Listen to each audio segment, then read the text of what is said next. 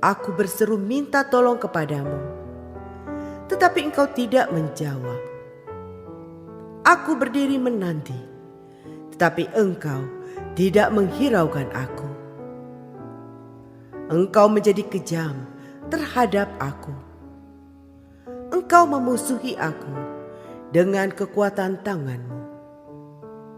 Engkau mengangkat aku ke atas angin, melayangkan aku dan menghancurkan aku di dalam angin ribut.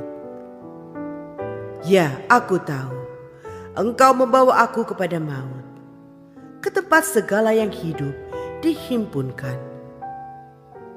Sesungguhnya, masakan orang tidak akan mengulurkan tangannya kepada yang rebah, jikalau ia dalam kecelakaannya tidak ada penolongnya? Bukankah aku menangis karena orang yang mengalami hari kesukaran? Bukankah susah hatiku karena orang miskin? Tetapi ketika aku mengharapkan yang baik, maka kejahatanlah yang datang. Ketika aku menantikan terang, maka kegelapanlah yang datang. Batinku bergelora dan tak kunjung diam. Hari-hari kesengsaraan telah melanda diriku. Dengan sedih, dengan tidak terhibur, aku berkeliaran. Aku berdiri di tengah-tengah jemaah sambil berteriak minta tolong. Aku telah menjadi saudara bagi serigala dan kawan bagi burung unta. Kulitku menjadi hitam dan mengelupas dari tubuhku. Tulang-tulangku mengering karena demam. Permainan kecapiku menjadi ratapan, dan tiupan serulingku menyerupai suara orang menangis. Shalom saudara, bagaimana kita memandang penderitaan? Seringkali ada banyak orang yang ketika mengalami penderitaan, dia selalu membandingkan penderitaan dirinya dengan orang lain. Apabila penderitaan orang lain itu lebih berat, maka dia akan bersyukur karena kondisinya lebih baik. Namun, apabila penderitaan orang lain itu lebih ringan, maka dia akan mengeluh karena apa yang dia alami jauh lebih menyengsarakan. Saudara, yang paling membuat Ayub menderita adalah karena seolah Allah tidak menjawab dan tidak memperdulikan doanya waktu memohon pertolongan. Apalagi orang-orang terbuang ikut-ikutan untuk menghancurkan Ayub.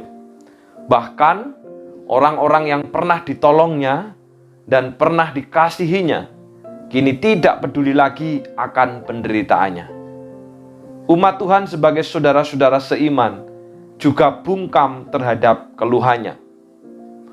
Menderita fisik seperti Ayub merupakan penderitaan yang tidak terperi, apalagi ditambah seolah mengalami penolakan Tuhan dan penghinaan sesama. Saudara, ketika penderitaan menyapa kita, sehingga kita merasa seperti Ayub yang ditinggalkan sendirian, berpalinglah kepada Tuhan Yesus Kristus. Ia telah mengalami penderitaan yang jauh lebih dahsyat, jauh lebih hebat daripada penderitaan yang kita alami, daripada penderitaan Ayub, dan daripada penderitaan seluruh umat manusia. Karena itu saudara, dia akan tahu, dia akan ngerti segala kesusahan yang kita alami. Dia tahu bagaimana dibenci para musuh yang mengupayakan kematiannya. Ia menyelami sungguh ditolak oleh orang-orang yang dicintainya. Ia juga mengalami penolakan Allah Bapa pada saat ia menanggung dosa seisi dunia. Meski demikian, saudara, Kristus tetap taat sampai mati. Demikianlah Kristus menderita demi menyelamatkan kita orang berdosa. Saudaraku, bersama dengan Kristus, kita akan disanggupkan menanggung, menghadapi, dan menjalani penderitaan. Oleh karena itu, mari kita tetap beriman teguh. Karena hanya Kristuslah yang sanggup menolong, dan memampukan kita untuk menghadapi dan melewati semua kesulitan itu, sehingga kita dapat bertahan dan tetap teguh beriman kepadanya. Tuhan memberkati.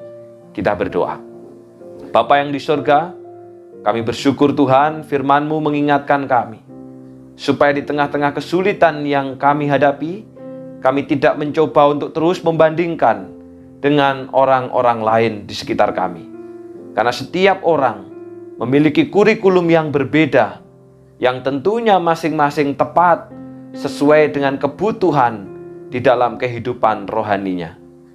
Secara khusus Bapa, pada saat ini hamba-Mu berdoa untuk teman-teman remaja pemuda yang sedang mengikuti ujian.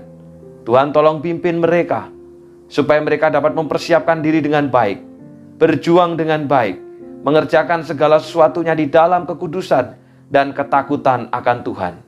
Karena permulaan pengetahuan adalah takut akan Tuhan.